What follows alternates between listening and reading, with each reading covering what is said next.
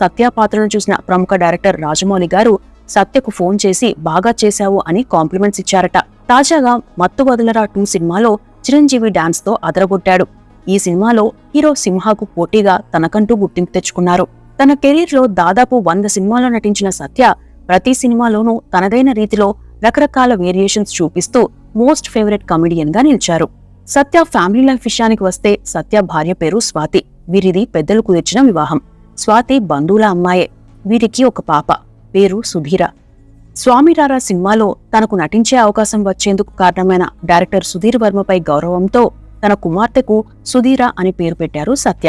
ఓ ఇంటర్వ్యూలో సత్య మాట్లాడుతూ, సుధీర్ వర్మ గారు స్వామిరారా సినిమాలో ఛాన్స్ ఇచ్చి ఉండకపోతే తాను ఈ స్థాయికి వచ్చేవాణ్ణి కాదని చెప్పారు.